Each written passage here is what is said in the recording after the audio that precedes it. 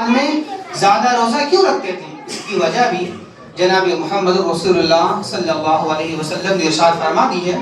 نسائی شریف کی حدیث ہے، حضرت اسامہ بن زید رضی اللہ تعالی عنہ سے مروی ہے، وہ بیان فرماتی ہے کہ میں نے پوچھا اے اللہ کے رسول صلی اللہ علیہ وسلم، آپ اس مہینے میں اتنا زیادہ روزہ کیوں رکھتے ہیں؟ میں نے پوچھا اللہ کے نبی سے یہ عمل انجام کیوں دیتے ہیں زیادہ، آپ روزہ کیوں رکھتے ہیں زیادہ؟ تو اللہ کے نبی صلی اللہ علیہ وسلم نے جو بات بیان فرمائی وہ بڑا قابل غور ہے، اس کو ذرا سنیں۔ اللہ کے نبی نے کیا کہا کہ ذالک شہر یغفل الناس عنہ بین رجب و رمضان، کہ یہ وہ مہینہ ہے جس میں لوگ غافل ہو جاتے ہیں، جس میں اکثریت لوگوں کی تعداد زیادہ تر غفلت کے شکار ہو جاتی ہے۔ کیوں؟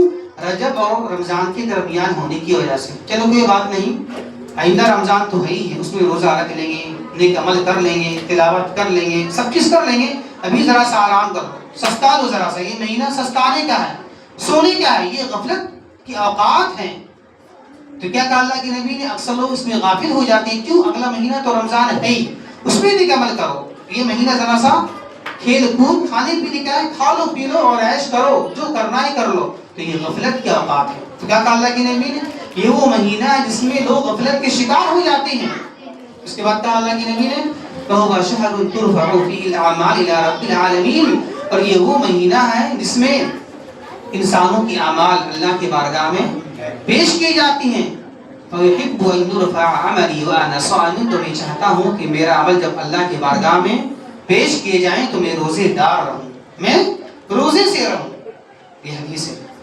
اب ذرا غور کریں آپ محترم سامعین اور خواتین اسلام، یہ حدیث بڑا مختصر ہے، لیکن اس حدیث پاک کے اندر ذرا غور کریں گے آپ، توجہ دیں گے آپ، تو بڑی نصیحتیں، بڑے پیغامات ہم مسلمانوں کے لیے اس میں پوشیدہ چھپے ہوئے ہیں۔ کیا؟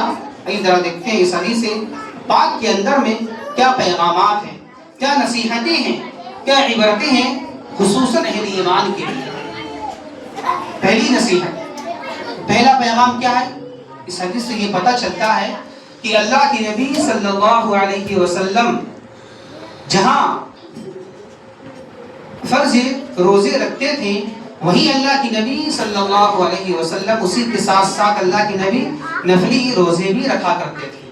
اس سے یہ ثابت ہوا جس طریقے سے فرض نماز کے علاوہ سنتیں ہوتی ہیں، فرض سے پہلے اور فرض کے بعد، اسی طریقے سے روزے کے اندر بھی کچھ روزے نفلی ہوتے ہیں۔ یہ کیوں رکھا گیا؟ نفلی اعمال کیوں رکھے گئے؟ اس لیے کہ اللہ کے نبی نے ایک دوسری حدیث کے اندر یہ بات بیان فرمائی ہے، ترمذی وغیرہ کی حدیث ہے، اللہ کے نبی نے بیان فرمایا کہ سب سے پہلا حساب قیامت کے دن کس چیز کا ہوگا؟ نماز کا ہوگا۔ نماز کا ہوگا۔ اگر آپ کی نماز صحیح نکل گئی، صحیح ثابت ہو گئے تو ٹھیک ہے، اگر کچھ کمی کوتاہی ہو جائے گی تو اللہ تبارک و تعالی اس سے فرض نماز میں کمی کوتاہی کی وجہ سے نفلی اعمال کو لیا جائے گا، نفلی آپ کی جو نمازی ہوں گی اس کو لی جائے گی، تو اللہ تبارک و تعالی فرض نمازوں کو نفلی نمازوں کے ذریعے پورا کر دے گا۔ اسی طریقے سے اس کے بعد کہا اللہ کے نبی نے اسی طرح سارے فرائض کا حال ہوگا، فرض روزے بھی ہیں، فرض آپ کے حج بھی ہیں، تو اسی طرح ہر فرض کا حال ہوگا، ایک فرض روزہ بھی ہے۔ تو ہمیں چاہیے کہ جہاں ہم فرض روزے رکھتے ہیں، جہاں ہم فرض نمازی ادا کرتے ہیں، وہیں ہم فرض روزوں کے ساتھ ساتھ اور فرض نمازوں کے ساتھ